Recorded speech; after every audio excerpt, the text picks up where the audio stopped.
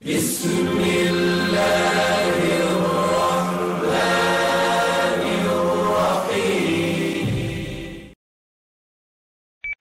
السلام علیکم. بار دیگر برادرای عزیز، برادر سکای فرصت پیدا کردیم و اینک کانال باید که محکم شود. معذرت بنده را قبول کنید، چون که فکر میکنم پیغام برای همه ما و شما ضرور است، مهم است، به زبان روسی واژن هست. برای همین بسم الله الرحمن الرحیم. چلی که گفتیم دو قسمت اول. خب قسمت اول مکتوب چخیلی که اومدگی است. قسمت دوم سوال جوابی که بین ما و ایشان شد. خب شروع میکنیم.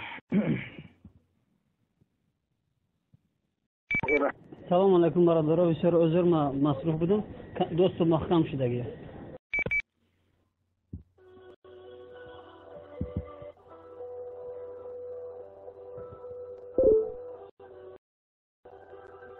السلام علیکم و رحمت الله و برکاته. هموطنان عزیز، اولا خداوند را برای نگهبانی و حفاظت همه مبارزان وطن دعاگو می باشم.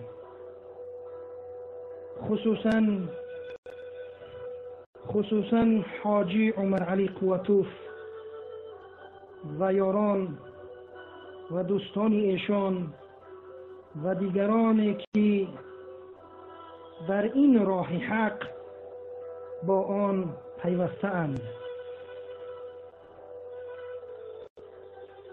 من یکی از کارگران نزدیک پرزیدنت کنونی تاجیکستان می باشم. وضعیت کشور، مشکلی های مردم، رنج و عذاب و مشقت هموطنان، اخبار مهاجران کاری در خارج، بالاخره صدا بلند کردن شما دیگر وجدانم را نگذاشت که خاموش بیستم. من همچون یک کارمند دولتی بالا مقام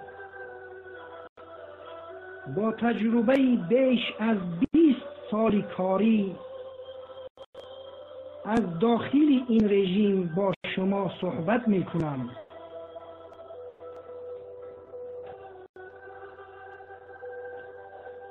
برادران عزیز،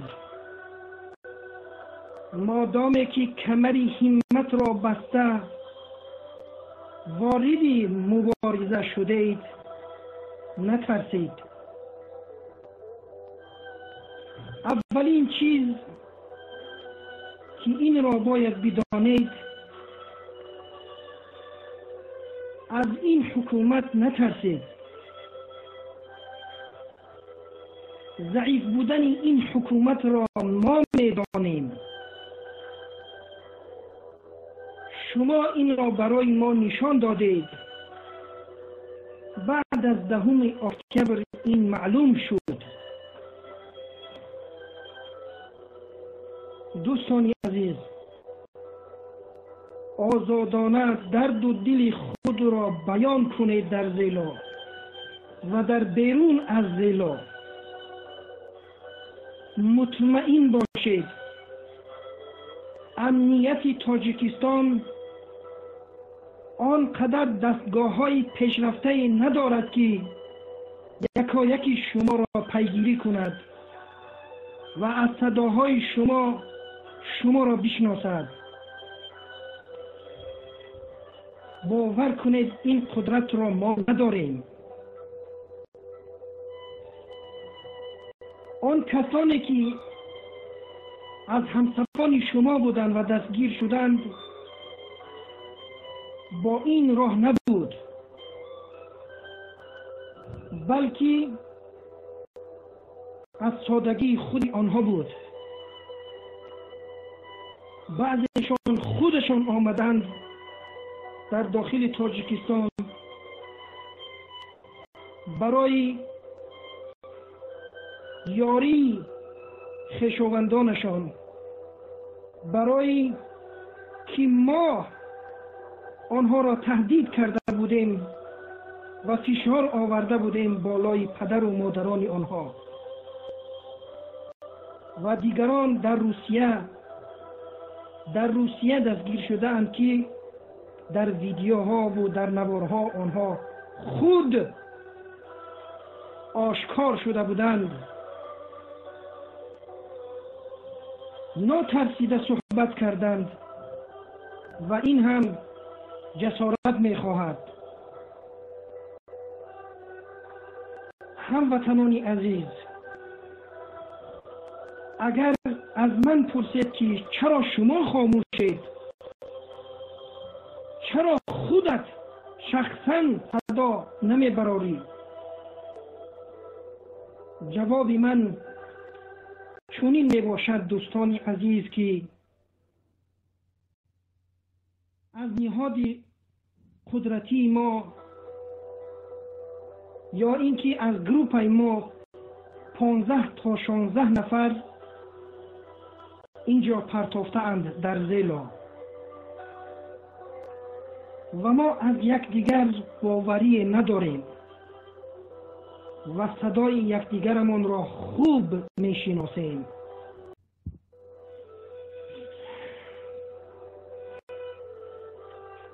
از نهاد قدرتی ما، یعنی از گروپ ما 15 تا 16 نفر اینجا پرتافته اند در زیلا و ما از یکدیگر باوری نداریم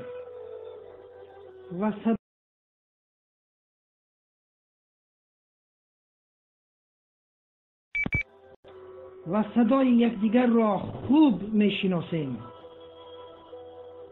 امیدوارم مرا درست میفهمید.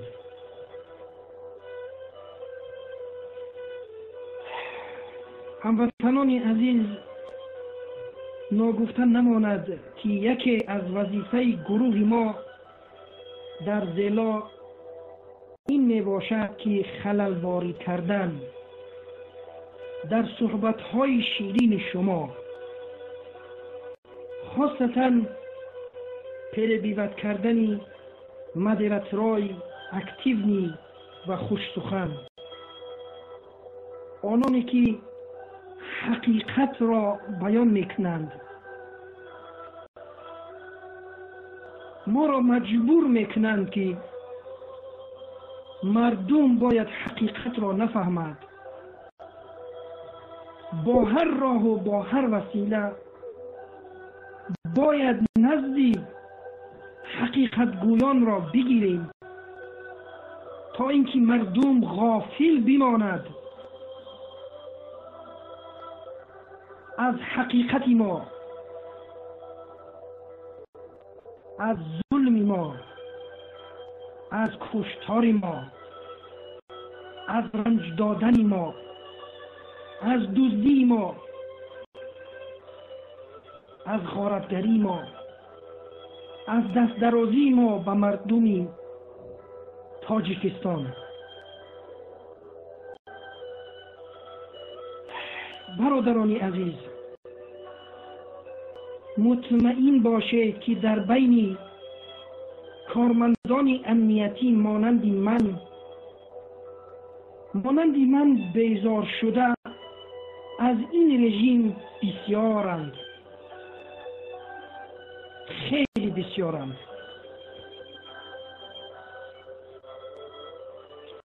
باور کنید ما از شما بیشتر خسته شده ایم از این ظلم،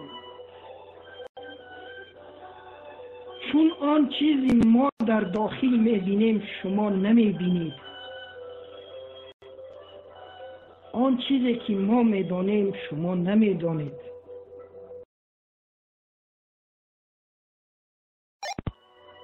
آن چیزی که ما میدانیم شما نمیدانید. شاید شما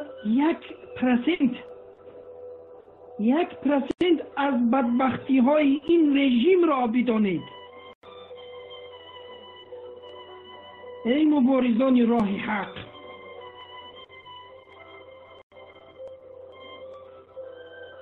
من به شما وعده میدهم از این به بعد من به شما کمک خواهم کرد در افشای اسرار این خانواده.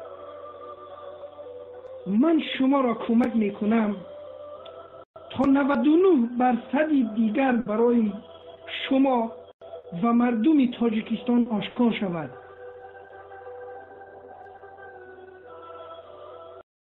تنها دعا کنید برای من، محتاج دعای شما هستم.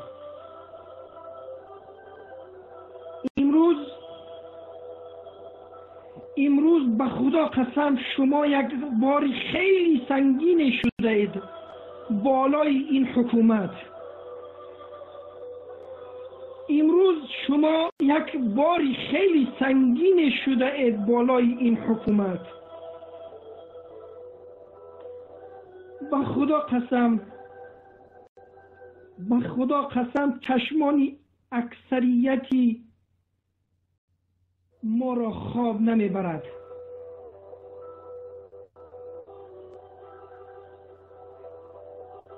خواهش میکنیم این راه را مستحکم بگیرید و به پیش حرکت کنید و ما را پیش از خودتان آزاد کنید و ما را قبل از خودتان آزاد کنید. روح افتاده نباشید. اگر روح افتاده باشید یا اینکه شده باشید، پس این معنای آن را دارد که یک عمری دیگر ما و شما غلامی اینو خسور بچه هایش می باشیم. یعنی که این ظلم باز هم ادامت خواهد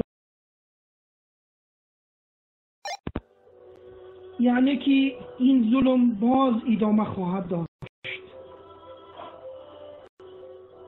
فرزندان عزیز، من شما را فرزند میگویم برای آنی که سین من به یک جای رسیده است. من این کار را برای یگان وظیفه و برای یگان منصب نمیگویم.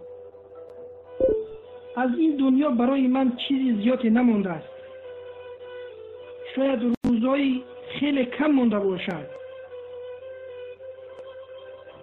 من هرچی امید و طلب دارم از خدا برای اون دنیام است. از این بعد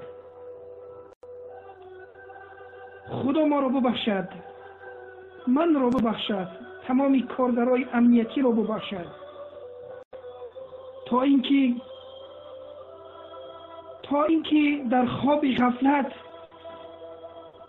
این چندین سالها بودیم. خیلی خیلی خانواده ها را رنج دادیم. خیلی ها از ما اذیت کشیدند. آن هم برای کی؟ برای یک عائله، برای امنیت یک عائله. فرزندان عزیزم، ما به شما امید کلان بسته ایم.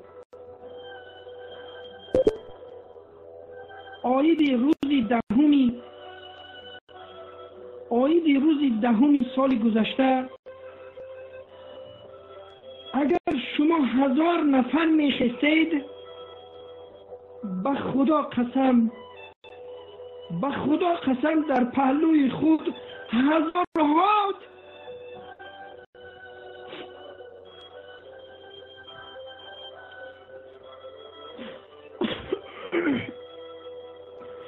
به خدا قسم هزارهای دیگر از کارمندان امنیتی و قدرتی را می‌دیدید.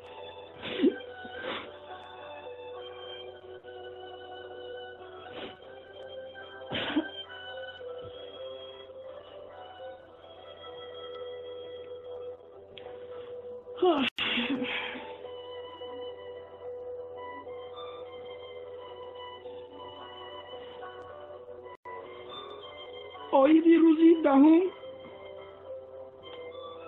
اگر 1000 نفر نشستید به خدا قسم در پهلوی خود هزارهای دیگر از کارمندان امنیتی و قدرتی را می‌دیدید.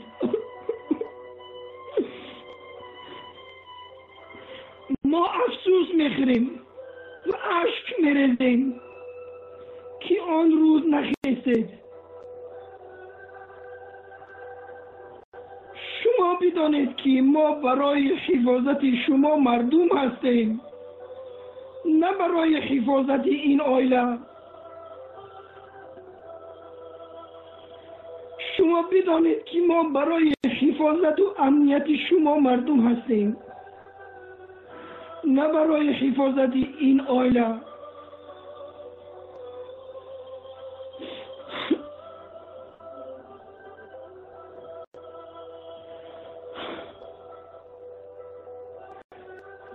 در مسئله سربازان چینایی باشد، بله آن حقیقت داشت. بله آن حقیقت داشت. آن شب و روز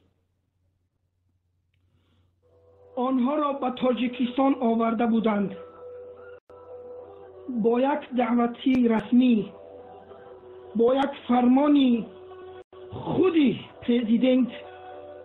این سازشنامه بین هر دو پرزیدنت های تاجیکستان و چین. گوش کن سرفراز، برادر میگوی خدا گوش کن. والله بالله تالله.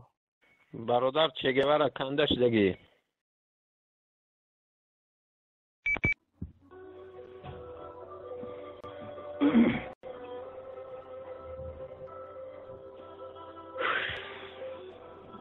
برادر صدا سوزین.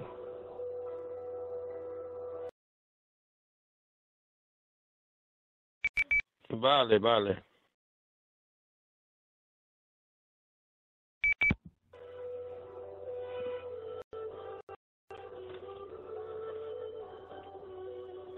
در مسئله سربازان چینایی باشد، بله آن حقیقت دارد.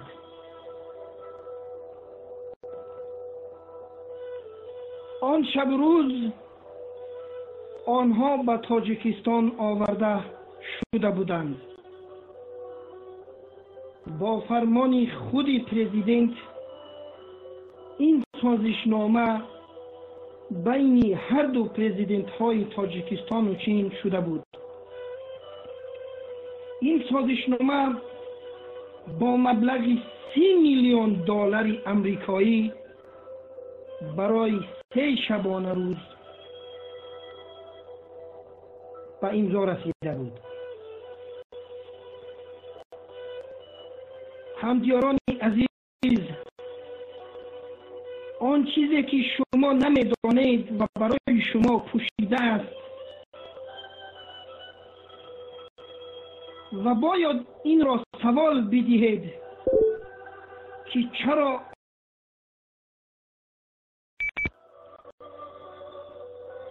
این سوال را بپرسید که چرا سربازان خارجی به تاجیکستان دعوت شدند. جواب این است که رحمانوف از یگان افسر و مقامات قدرتی کشور باور ندارد. یعنی که از ما افسران و سربازان این کشور باوری ندارد. از نزدیکترین انسان در پکلینی خود باوری ندارد. برای همین سربازان خارجی را دعوت کرده بود برای حالت اضطراری، برای حفاظت خود و در حالت ضروری آنها باید خروج رحمانوف را از کشور تأمین می‌کردند.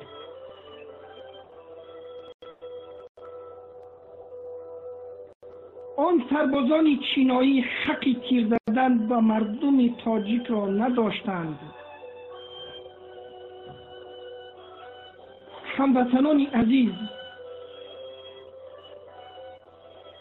و اگر هم در حالت رخ دادن این امر، یعنی اونها بالای شما تیر یا اینکه سلاح را استفاده می بردند، ما خود سربازان وطن بی‌طرف نمی ماندیم. ما شما را تنها نمی گذاشتیم. برای ما یک حجت می شد، یک دلیل و یک فکت می شد که این خائن امروز حقیقت و چهره خود را آشکار کرد. این خیانت را بالای ملت خود، مردم تاجیکستان، روا دید که سلاح را با دست خارجیان استفاده کند.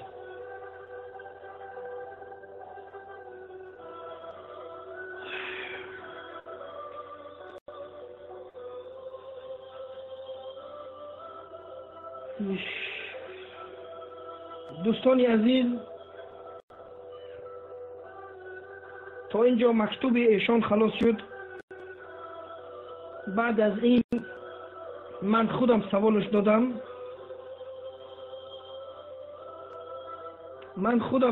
دادم. درباره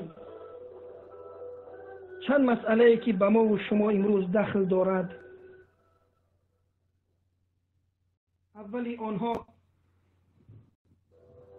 در اولی آنها از برادر مقصود پرسانه شدم.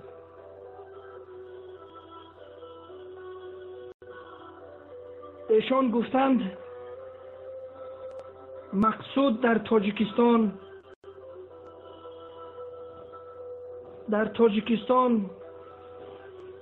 در زیر دستی یا اینکه مسئولیت کمیته امنیت ملی تاجیکستان می باشد. حالت او خیلی بد است، در یک وضعیت خیلی بدی روحی و معنوی قرار دارد. رنگ و رو زرد شده،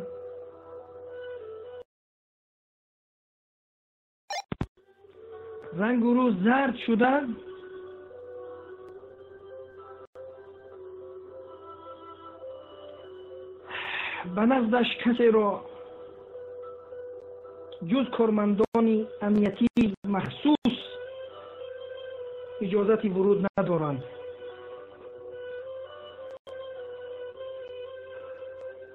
تا جایی که من معلومات دارم، اون تا امروز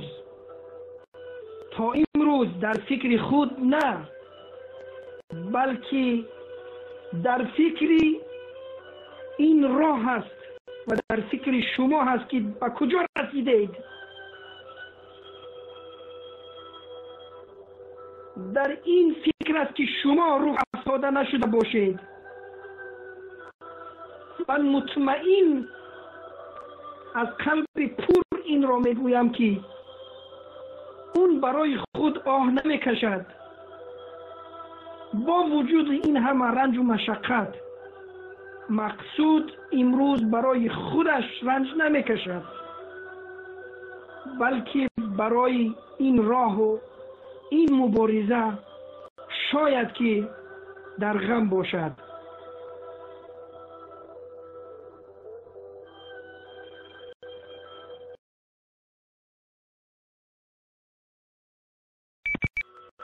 سوال دومی من این بود که آیا یگان امیدی هست این را از چنگ این ظالمان آزاد کنیم؟ ایشان در پاسخ گفتند، در جواب گفتند که دو راه است برای آزاد کردن مقصود.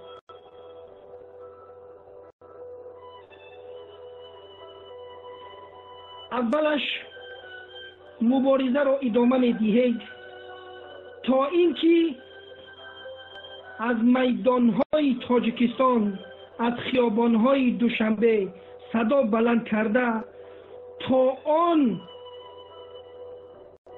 آن ملیسه‌خانه‌ها و پروکورورها و کمیته‌های امنیتی را به پا می‌خیزانید و آن لحظه مقصود را آزاد می‌کنید، یعنی بعد از پیروزی.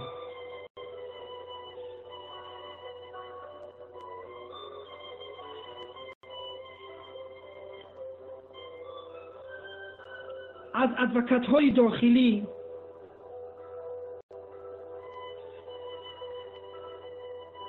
از نهادهای حقوق انسانی داخلی، از سودیه‌ها و پروکورورهای داخلی امید نبندید.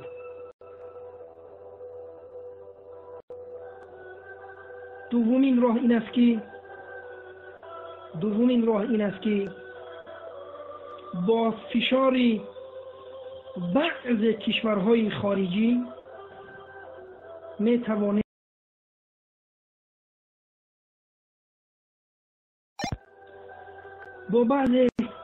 با فشارهای بعضی از کشورهای خارجی قوتمند که تاجیکستان با آنها داد و گریفت دارد و تاجیکستان از آنها منفعت دارد،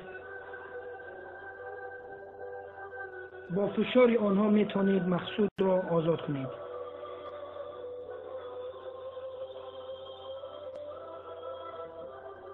در این راستا ارگانیزاسیون‌ها و نهادهای حقوق انسانی بین المللی از جمله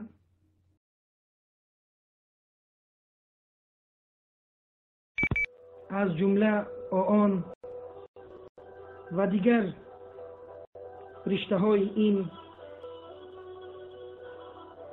شاید بشود اون را آزاد کردن از چنگ این ظالم. خب دوستانی عزیز، سوال سوم من درباره دیگر اپوزیسیون‌های کشور، اپوزیسیون‌هایی که در داخل هستند، از جمله حزب نهضت اسلامی تاجیکستان، ایشان گفتند که واقعا حزب نهضت اسلامی تاجیکستان امروز یک خار در گلوی ما شده است، در گلوی حکومت.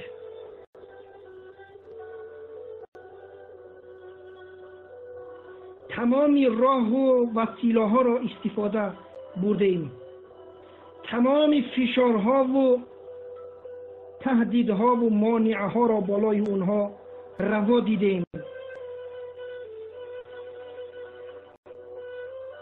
ولی اینها دلخسته نشدند.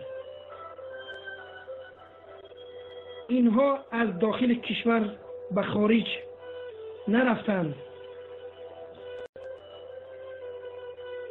اینها در راه خود استوار ماندند و صبر را پیشه خود گرفتند. همین صبر اینها است که بعض مقامدارای ما را الکی میکشد.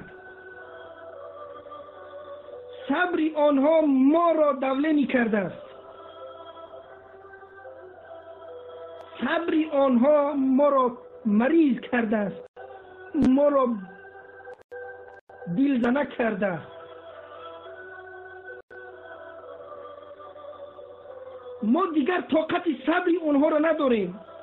ما در مقابل آنها دیگر صبر نکرده نمیتوانیم. این سخن از زبان یک حکومتی که بالای این حزب تجربه کاری دارد، وظیفه‌اش بود فشار آوردن، میگوید که از صبر اونا دیگر ما به صبر شده ایم.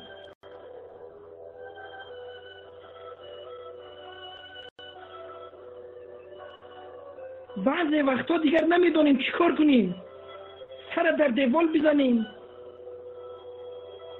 خود را از بالای آشیانه بیندازیم. بالای اینقدر فشار ما منتظر هستیم که مقامدارا غرض، آنهایی که غرض دارند میخواهند که حزب دوباره یک بار دیگر خطا کند، یک بار دیگر مردم را بشوراند، یک بار دیگر دعوت کند به میدانها تا اینکه کاملا او را از بین ببریم. همان تهمت‌های سال 92 91 را بالاش بزنیم. ما منتظر همین قدر فرصت هستیم، اما این فرصت اونها به ما نمیدن.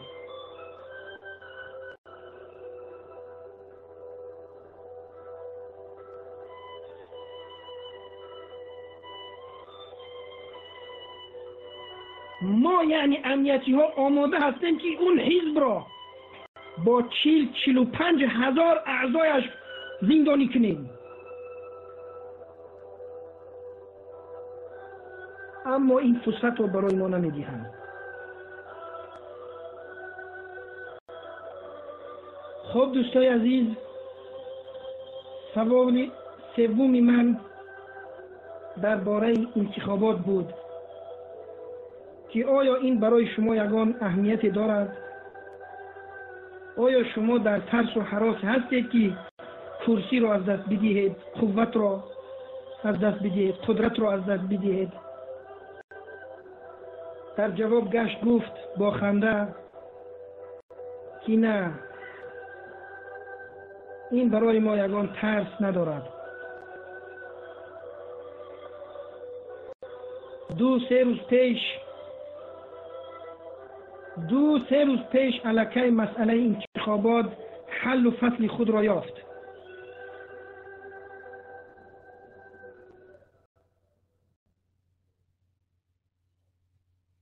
انتخابات 2-3 روز پیش حل و فصل خود را یافت. یک جلسه بین پرزیدنت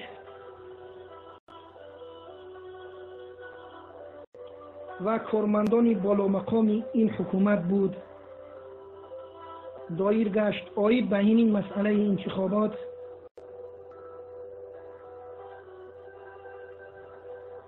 این مقامدارا پیشنهاد کردند که جناب عالی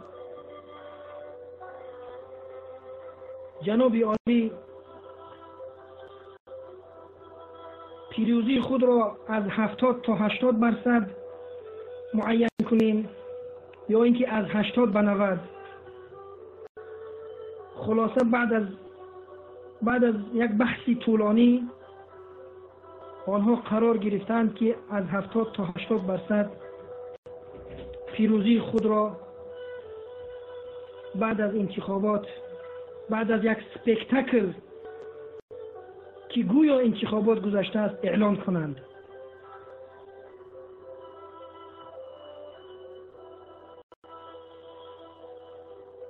این برادر امنیتی میگوید که شاهد باشید برادران عزیز، شاهد باشید بعد از 1 مارس همین سخنهای من حقیقت پیدا میکنن یا نه. حزب خلق دموکراتی تاجیکستان حزب امام علی رحمانوف در پارلمان در این انتخابات از 70 تا 80% آواز مردم را دزدیده غصب میکند. شاهد باشید. الکی صندوق ها تیار هستند. هر کسی که آواز میدهد نمیدهد و کی میدهد این مسئله حل خود را پیدا کرده است.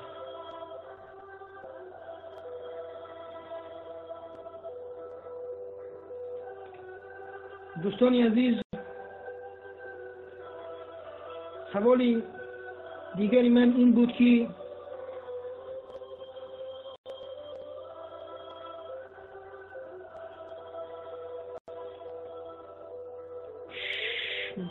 شما اگر اینقدر دلسوز باشید، کارگرای امنیتی که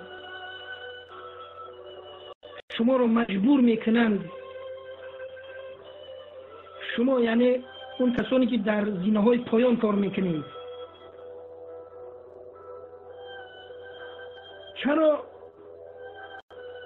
چرا خانه‌های ما میروید، خانه‌های مدیراتورا میروید، پدرها و مادرای اونها رو اینقدر به این درجه اذیت میدید، بالای اونها فشار میارید.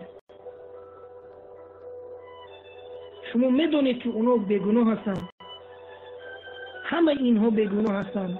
پس شما کارگرای امنیتی که در زینه‌های پایان هستید و کسانی که خانه‌های مردم میرید، چرا با یک معامله بد، چرا با یک معامله زشت رفتار میکنید؟ شما اگر این دعوایی که داره از خدا میترسید و برای این مردم اشک میریزید، چرا همین معامله رو خوب نمیکنید؟ شاید به طرز یک انسانی با یک اخلاق حمیده رفتار کنید در نزد اون کمپیر و موسفیدها. در جواب گفت: دوستی عزیز، ما هنگامی که ادرس یک مدیراتور یا اینکه یک فعال زیلو را پیدا میکنیم، در اونجا یک کس نه بلکه 3 کس، 3 امنیتی رو روان میکنیم. 3 امنیتی که با یکدیگر دشمن باشند، 3 امنیتی که با یکدیگر باوری نداشته باشند، 3 امنیتی که یکدیگر را نظارت کنند.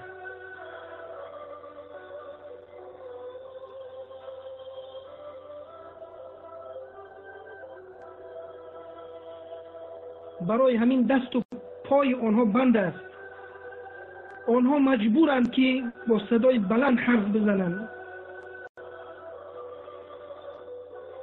آنها مجبور هستند که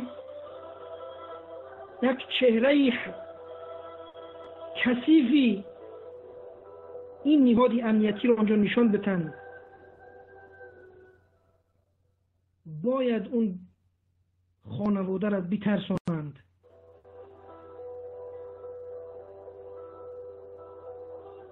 باید اینها پیش از آنه که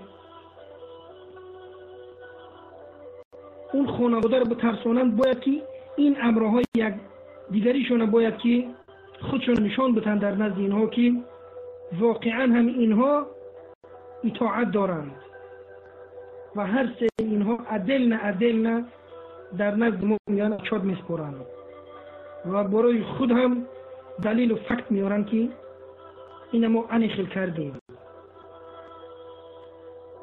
و خدا قسم میگوید که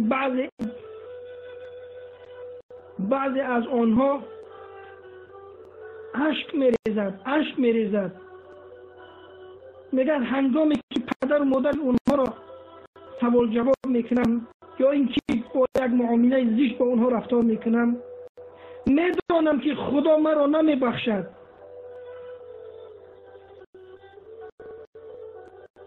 میگویند که به خدا قسم به مانند پدر و مادر خود ما است.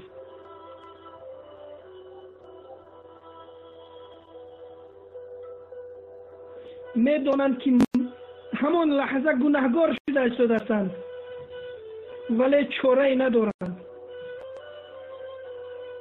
این امنیتی میگوید ما برای همین ظلم میگیم بیاید ما را آزاد کنید. ما چاره‌ای دیگه نداریم. شما امروز در آزادی هستید، ما هم در زندان.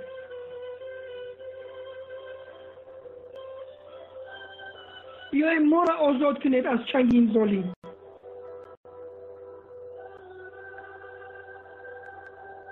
ما راه فرار نداریم. ما کارگرای امنیتی راه فرار نداریم.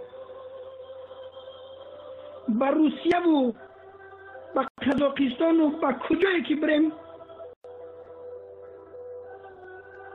ما را مرگ انتظار است.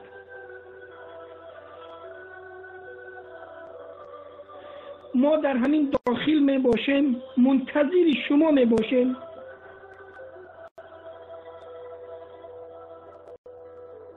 تا اینکه بیایید ما را آزاد کنید.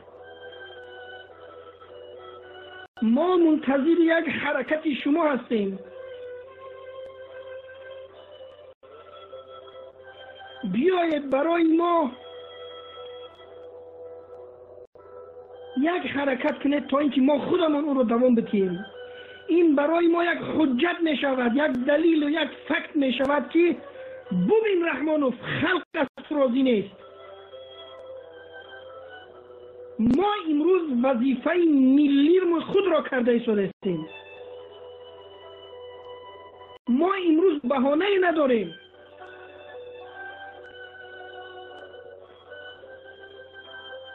ما امروز چاره نداریم.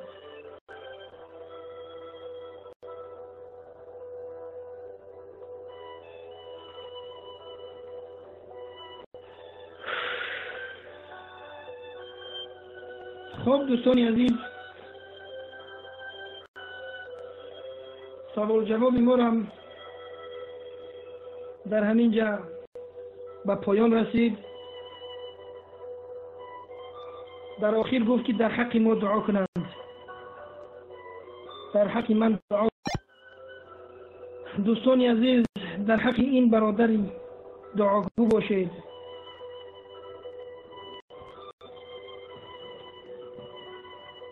من صدای او را نشنیدم.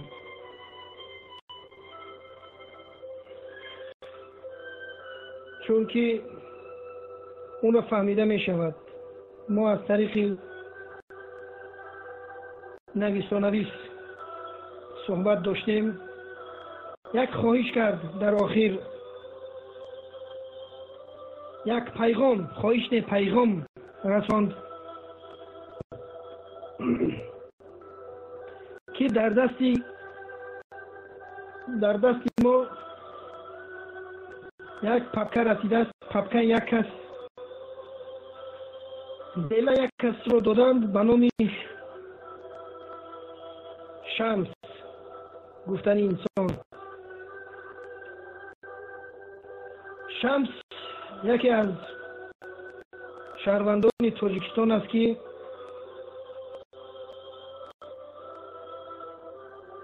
عذاب روسیه رو کشیده یا اینکه نمیخواهد بکشد، رنج و عذاب و مشقت کشید که در تاجیکستان مماند و در تاجیکستان کار و فعالیت کند و در گرد اهل و عائلش زندگی کند، در وطن خودش سربلندانه زندگی کند. امروز یکی از تاجرای موفقی کشورمان هست. نه آنقدر شاید مشهور شده باشد. آن کس در راه ماشین روی که از دوشنبه به لینسکی است، در همونجا یک دو دانه ترمینال دارد. من همین ترمینال نفهمیدم که زاپرافکا می شود یا که یک چیز دیگر. گفت ترمینال دارد در همون راهی که دوشنبه لینسکی رایون، همین ترمینال 3-4 دانه دیگه هسته. اینها همه از دختر پرزیدنت می باشند، اما یک دو دانه همینا از شمس هستند. سال گذشته دختر پرزیدنت بالای همین تجارت همین کس طمع آورده چشمش سیخ میزند. سال گذشته می رود به پیشش، یعنی که روان میکند همون آدموشه،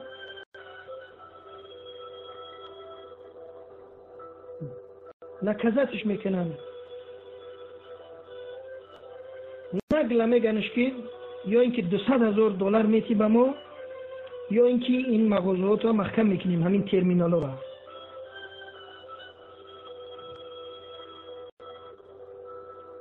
خلاصه باز هم شمس ترک وطن نمیکند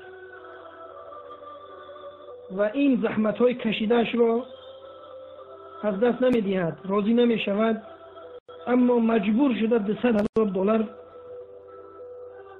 برآورده به این ظالمان به دختر پرزیدنت میتید.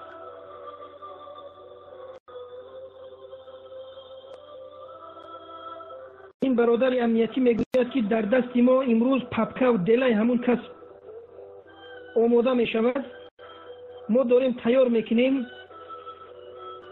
تا اینکه شمس باید که عبرت کرده شود و تجارت او را کاملا غصب کنه دختر پرزیدنت. ما راه امنیتیش میبینیم و در این مسئله علاقه کار سودیش هم تیار شده ایستاده است. به همون کس برسانید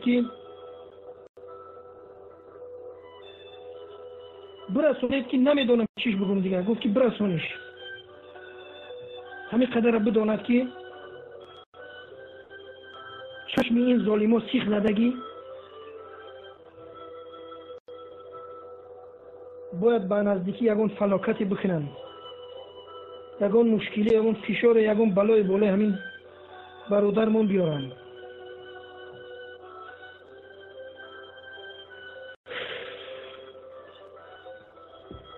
خب دوستان عزیز، این بود حکایت یا اینکه صحبت دیروزه ما با این مردی ابرمردی تاجیک که دیرم آمده باشد اما شیر آمده است. خداوند نگهبانش باشد. بسیاری چیزها را ما از این کس فهمیدیم و انشالله روزهای آینده باز هم زیاد چیزها را میفهمیم. خدا صف چنین برادرها را زیاد کند. خواهش کردن از یک برادر که تمام امنیتی را حقارت نکنند. این کس میشیند گوش میکند. همه امنیتی را زناشون حقارت نکنند. خواهش میکنم برادرای عزیز، همه امنیتی را زناشون حقارت نکنند، خواهراشون حقارت نکنند. اکثریت آنها مجبورند، چاره ندارند. و خدا قسم ما از آنها را آزادتر هستیم. دل ما باید برای اونها بسوزد.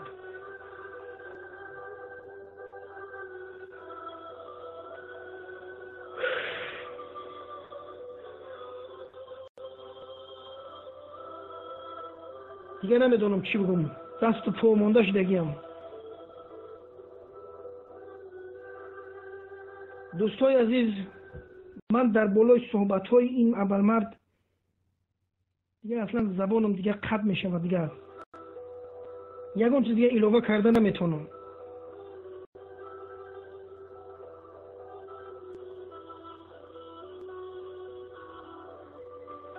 یا الله، ظالم دیدید؟ ظالم دیدید؟ این است رحمانوف.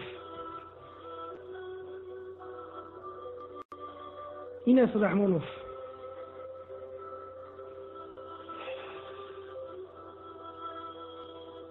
ما در راه حق هستیم، این پیغام ما است. ما از این راه ما نمیگردیم. پدرامون، مادرامون، تمام خانواده همون به خدا سپاریدیم. و من یتوکل علی الله فهو حسبه. ما توکل به خدای رحمانوف کردیم. آیا رحمانوف از خدای ما را پرقوت‌تر است؟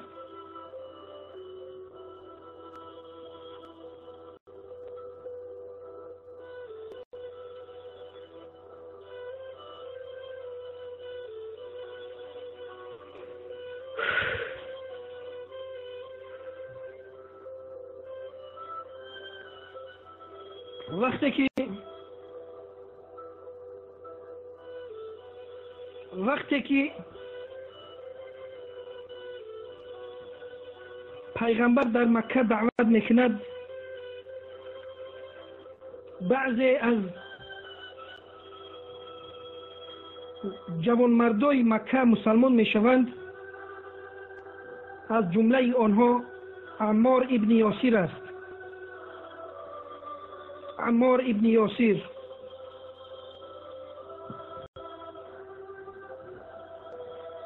وقتی که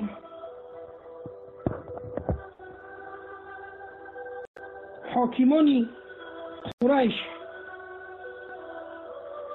وقتی میفهمند که عمار و محمد ایمان آورده مسلمان شده است، پدر و مادر او را گروگان میگیرند.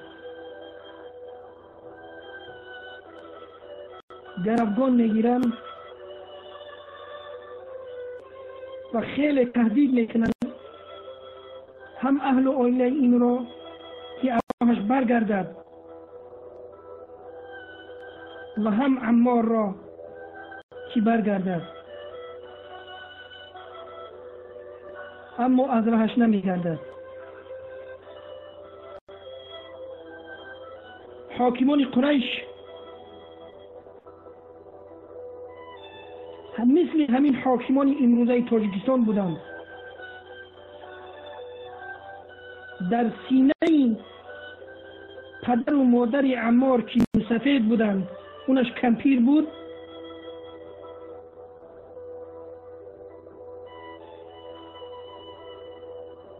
با نیزه یا اینکه چوب‌هایی که سرشون تیز هستند به سینه او در آورده از پشت خارج میکنند و آنها شهادت شهید میشوند. وقتی این خبر به عمار میرسد، در نزد پیغمبر است عمار. پیغمبر صلی الله علیه و سلم طرف عمار گشته میگوید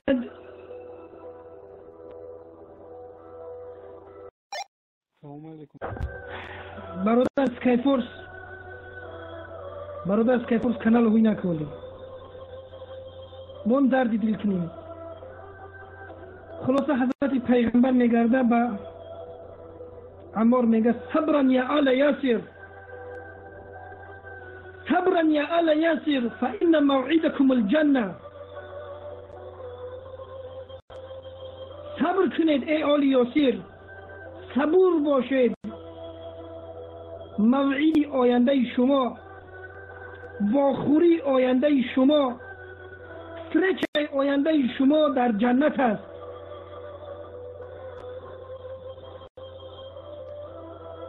ما هم امروز به پدر و مادرمون میگیم که این موعدنا الجنه. دوام صحبت برادرایی که زبلکی رو چیزگم بازشون کنیم.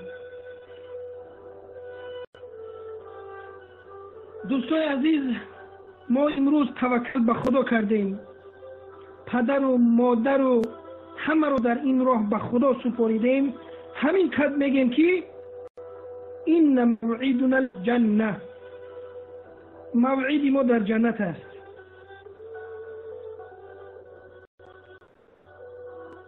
همون سخنی که پیغمبر به عمار گفته بود.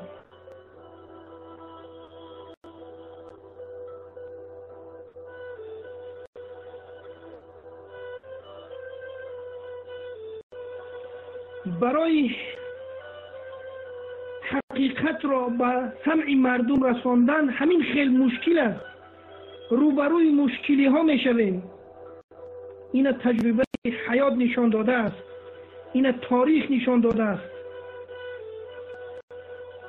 این سنت الهی است که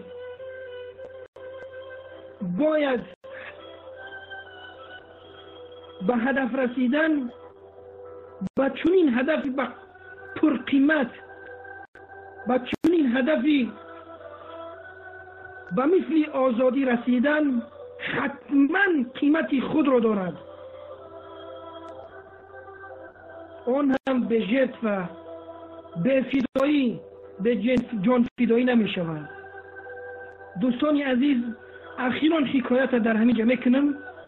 بعد از این فرصت صحبت را به شما می دهم. قصه قرآنی است. قصه قرآنی است. اصحاب اخدود. اصحاب اخدود عبارت از یک قصه است از در یک شهری که بالای اون شهر یک پادشاه ظالم بود. ظالمی که تمام مردم را گمراه کرده بود. اون خیلی جادوگرهای زیاد داشت. با همین جادو، با سحر قوت خود را، همون قدرت خود را نگاه می داشت در اون کشور، در همون شهر. یک پسرک که به ایمان خدا آورده بود و علم جادوگی را داشت، آموخته بود، وارد همون شهر می رود و دعوت مردم را شروع می کند. وقتی که پادشاه از این با خبر می شود، امر می کند دستگیرش کنید.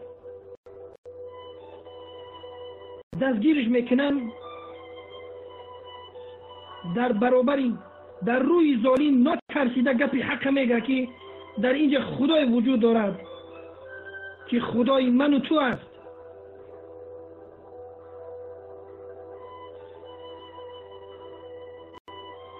خشم پادشاه آمده از این مسئله، امر میکند که رفته را بکشه.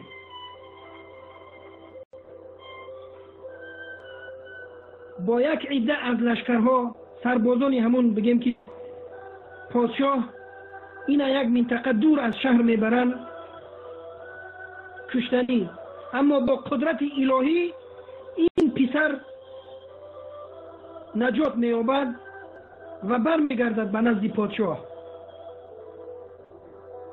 پادشاه حیران شده دویم بار امر میکند بگیره برای بکشش.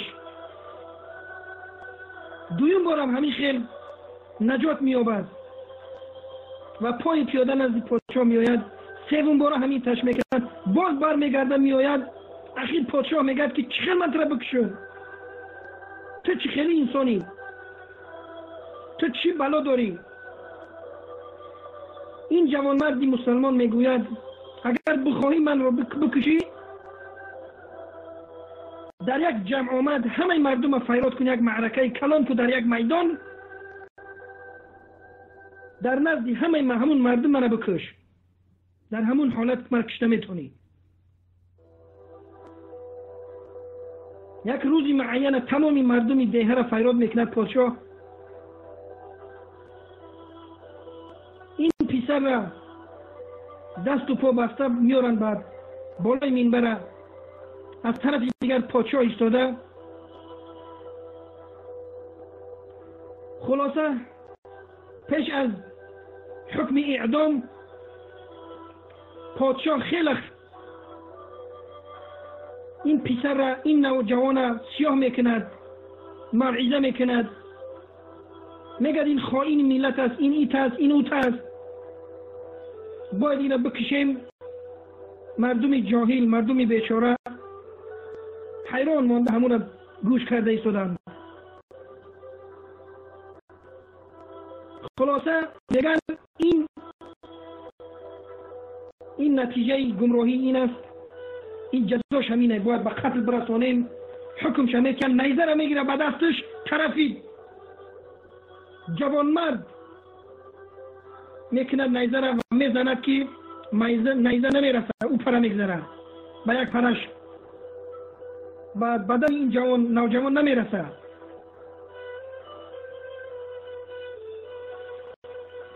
با غضب شده نزد جوان میگه، داد میزنه که تو منو گفتی همین تکن منو کشته میتونی کو، چی به منو فریب کردی؟ بعد میگه که بگو پیش همون نیزه را زدن، بسم رب هذا الغلام، به نام خدای همین نوجوان. دوی باره نیزه را میگیره، شست میمونه، طرف نوجوان میکنه، بسم رب هذا الغلام میگه، میزنه که نیزه نمیرسه. این دفعه به خشم اومده، بود صدا بلند میکنه که چرا فریب میکنی، چرا من مذاق داری؟ میگه که نه من مذاق ندارم، بسم رب هذا الغلام گفتی، بلندش بگو که مردم بفهمن، مردمی که اینجا جمع شدگن باید بفهمن این گپی تره. ناچار مانده، دوی بار نیزه را میگیره پادشاه، صدا بلند میکنه تا اینکه همه بشنون، به نام خدای این غلام میگه، میزنه، نیزه میرود در سینه همین نوجوان میزنه، به شهادت میرسه. ولی بعد از آنه که این مردم این کلمه را میفهمند که اینجا خدای وجود داشته است که از این پادشاه را قوی تر بوده است، این پادشاه یک انسان معمولی بوده است، چیزی دیگر نه. تا این که نام خدای همون نوجوان نگریست، اون کشته نتونیست، یک قدرت دیگه وجود داشته است. همونجا مسلمان میشوند، به خدا ایمان میارن.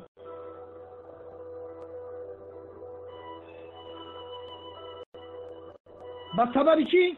به سبب یک جوان مرده که کلمه حق را در روی ظالم گفت. خلاصا نهایت این مردم دهه همش شهادت و جنت می شود. این پادشاه یک چقری را میکنه، آتش میزنه، اکثریت همون مردم دهه را همونجا آتش میزنن. لیکن بعد از آنی که تمام کشور مسلمان می شود، حقیقت این ظالم میفهمند. دوستانی عزیز، امروز مقصود برای ما مثل همین جوانمرد، مثل همین اصحاب اخدود شده است، فدایی شده است برای ما جان خود را فدا کرد که تا اینکه ما حقیقت را بفهمیم، مردم تاجیکستان حقیقت را بفهمد.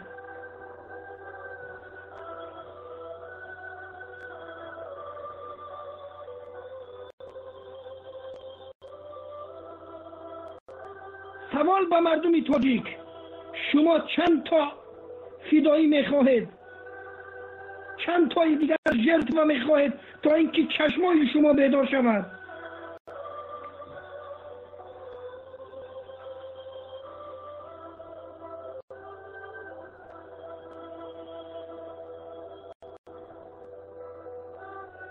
مقصود برای ما اصحاب اخدود شد، عبدالرحیم واسع برای ما اصحاب اخدود شد، مهربان برای ما اصحاب اخدود شد، فراری برای ما اصحاب اخدود شد، حقیقت پیرو برای ما اصحاب اخدود شد. برادر سیبیر برای ما اصحاب اخدود شد.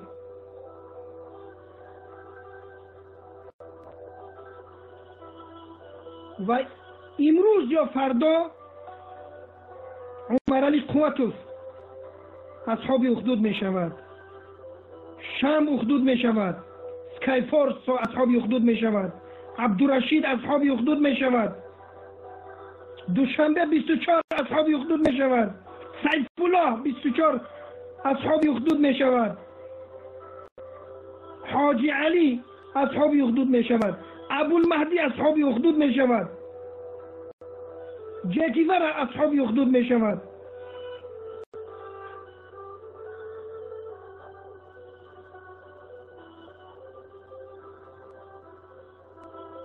و دیگر مدرسه‌هایی که اینجا اسمشان ذکر. سوال این است که کی تا به کی چند قید دیگه جرد میخواه، چند قید دیگه خون میخواه، چند قید دیگه فدایی میخواه.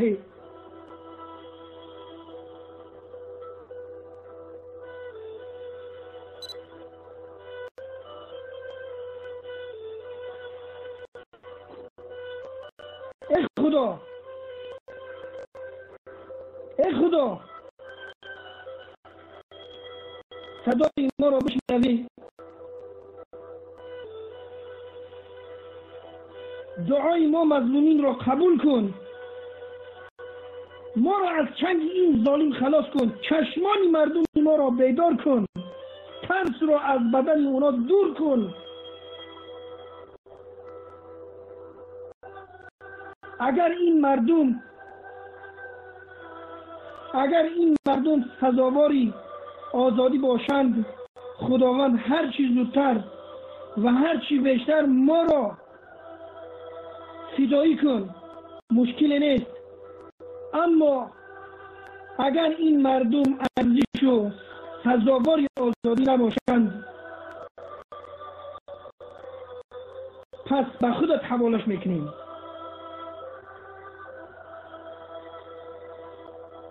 و السلام علیکم و رحمت الله و برکاته. دوستان عزیز، کانال ویکنین با مردم صحبت کنیم.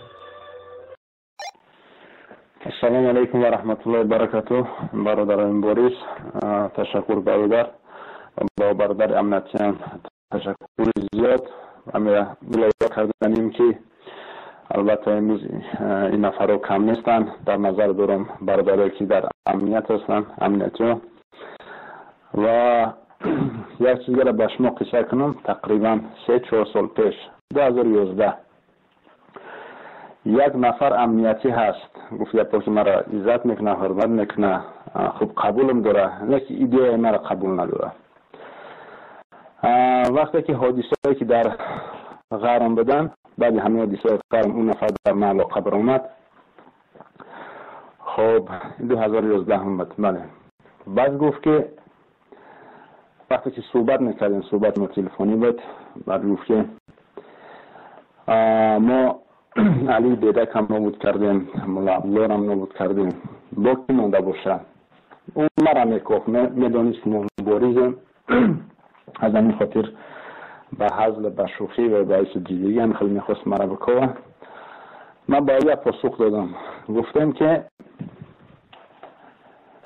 تقریبا 3-3.5 سال پس انشاءالله شما با علی بیدک و مولا عبدالله زار میشین.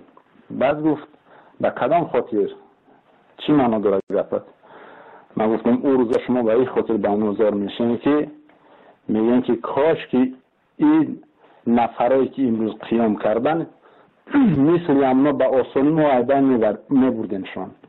بعد باز سوال کرد که اون نفرها کیان؟ من به اون گفتم که اون نفرها خلق، همین خلقی که امروز قیام کرده. بار یکمه که در میدان بودم، اون نفر مرا با پیدا کرد، قطعا در علاقه برآمد.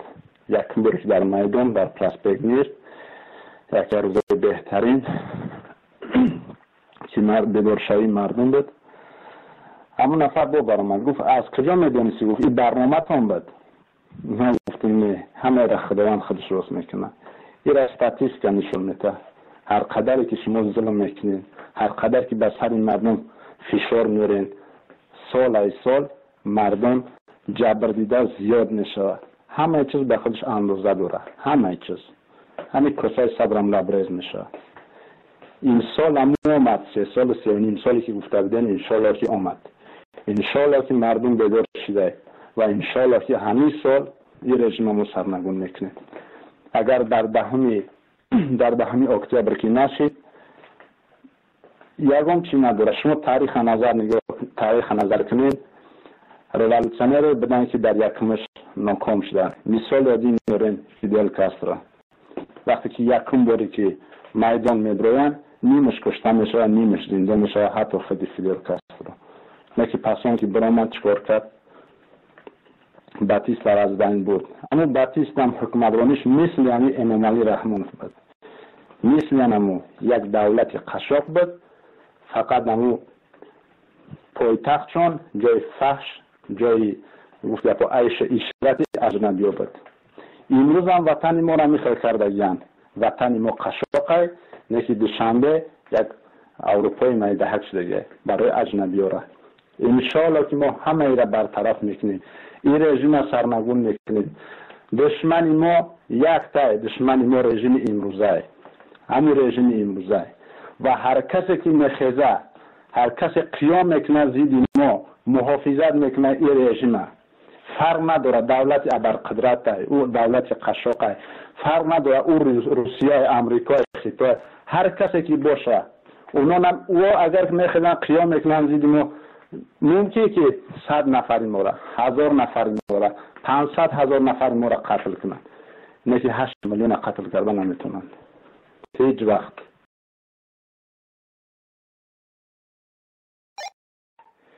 انشاءالله که این را سرنگون میکنیم. وقت شما را زیاد نمیگیریم برادر، شکسته نباشین. و یک بار خواهش که وقتی که امنیتی را دشنام میتین، بهتر است که دشنام نتین. شما باید نمونه باشین. شما نفرایی هستین که آینده حکومت در دست گرفتنین، مردم تربیت کردنین. کوشش کنین که دشنام نتین.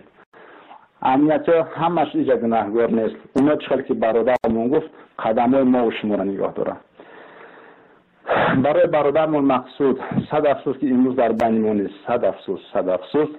لیکن برادر ما در مدت کوتاه تانست که در بین ما و شما راست بسته خدمت کنه.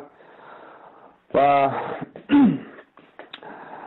ما با بعض مقامات روسی هم حرف زدیم، با اونا صحبت هم کردیم. اونا عیب در سر یکدیگر موندستن. ما البته نگاه داریم. باید که به ما بفهمونه که به کدام خاطر کجا شد برادر ما که گرجدانی روسیه بود، کجا شد، کی فروختش. ما این سوال هم به اونا دادیم. برای چی وقتی که میگن که هر یک روسیانی محافظت کرده میشه، برای چی که برادر ما نشید، یا که روسیه فقط برای روسای؟ این سوال هم بود. ما این سوال را جواب نگاه داریم. باید که به ما بفهمونن که کی مقصود فروخت، کی مقصود برد. و انشاءالله که جواب میتن. چطوری که در عملهای پیشینشون جواب بدن، در این آیندهشون جواب میتن. انشاءالله جواب میتن. کسی که گناهگار باشه، فرق نداره او کی است کی نیست. ما انشاءالله کشور میشه که هر یک نفری که پیش از اونی که یک شهروند تاجیکستان میخواه که یک موی سرش بکنه و 100 بار فکر کنه که من موی سرش بکنم یا که نه. ما کشور میسازیم که برای هر یک گپ زدگی به طرف شهروند مملکت ما باید برای یک رفتار ناسزاش انشاءالله که جواب میتن. فرق نداره در داخل وطن یا از بیرون وطن. ما انمی کشور میخوایم بسازیم، انمی دولت هم میخوایم بسازیم. بس امروز مردم ما را گفت با تحقیر ملامت کردن. فرق نداره هر کسی باشه، ابرقدرت یا پس قدرت، هر کسی باشه نباشه. و ما در این روزا یک جلسه هم گذراندیم. انشاءالله که سازمان احیای تاجیکستان ما رئیس نوش هم انتخاب کردیم. در روزهای نزدیک البته به شما میرسونیم تا برآمدن برادرمون مقصود جان. انشاءالله که برادر ما کار پیش میبره. سروری همی گروه اعلان کردیم. انشاءالله که در روزهای نزدیک نام نسب به شما میگیم و رسمی اعلانش میکنیم. سلام علیکم و رحمت الله و برکاته. خب برادران عزیز میبخشید، همین برادرمون چه گیوارا درست خیلی کردن که در حقیقت کارمندانی کمیته امنیت ملی یعنی راهی دیگری ندارن، چون که یک راه دارن فقط یعنی کشته میشون اگر از دست کشن از این کارشون. برای چی ما چنین گفتم؟ برای اون که من یک حادثه ای که در درون امیر امنیت ملی شده است ما رو نقل میکنم. اگر یادتون باشد سالی 2009 یا 2008 بود، یعنی سهراب لنگری با چند افغان در خانه‌اش گویا که گروگان گرفته باشند کدو میره. این همش تهمت بهتان بود، یعنی گروگان هیچ کار گرفتگی نبودن، چون باکی نارکابارونی که گلاونی هست در تاجیکستان، یعنی همه شما میدونید کی هست، همین انسان قرضدار شدگی افغانو پاسریدنیک همین سهراب لنگری بودگی و با همین خاطر خانه او آمده، یعنی رازبار میکنن اکو عادی کدک افزانم. در همین حالت یعنی هجوم میکنن به خانه سهراب لنگری. در همونجا یک نفر به هلاکت میرسه. این جلیل رستم نام داره. این انسانی خوب بود، 5 وقت نمازی بود و او رو در او حالت کشته شدگی نیست و در حالتی که داخل نشده ولی خانه با ولی و فرمش نپوشیده همونجا 3 تیر خفاش میزنه. رئیسشون برای چی میزنه؟ با فرمانی رئیسی همون کمیته امنیت ملی. و رستم جلیلوف سردار گروه الفا بود، یعنی راهبر گروه الفا، کاپیتان میلیته، بچه جوان خیلی جسور بود، یعنی چمپیونی تاجیکستان اوید با شتانگا برداری بود.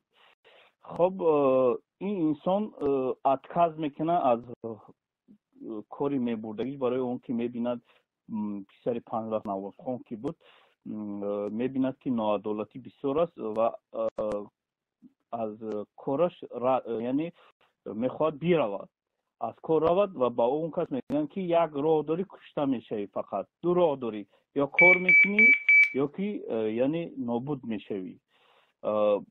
و سرانو سرکشی میکنه، یعنی رخصت میپسه، چند بار دیگه عریضه مینیسه و پنهانی یعنی وایش چیشه میبرورن، حکمشه میبرورن و 3 تیر از خفاش میزنن. کاکبوتا در همو حالت خانه در اومدن او رو 3 تیر زدن.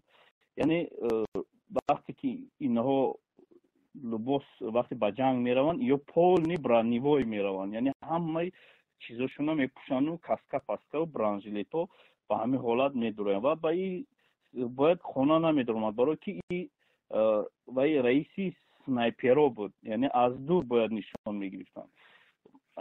این همش تهمت بهتان بود که یک بازی یا بود که کاکبوتا این انسان خانه در آمده باشه و 3 تیر خورده باشه یکم. بینید که همین آدم وقتی که دست کشید ایره گرفتن کشته شدن و با همین حالت همه امنیتی میداند که اگر از کار دست کشند آنها کشته میشوند و همین خاطر همه آنها گناهکار نیستن. اینجا خیلی راست میگه، یا همه آنها رو وای کردن نکن، برای که آنها راه دیگری ندارند و همین انسان و همین حالت ایران با من یک کارکنی همو حکومت که دوستی نزدیک همو انسان بود همون نقل کرده بود که اون پسر 82 تولدش 82 بود که چند سال پیش 2008 و چند ساله بود، یا پسر یاش بود. این همون حالات گرفتار شد. تشکر زیاد. مردم را تیه گفت زنن. سلام علیکم. اکای تو رو ویلتیموس ما را добавить که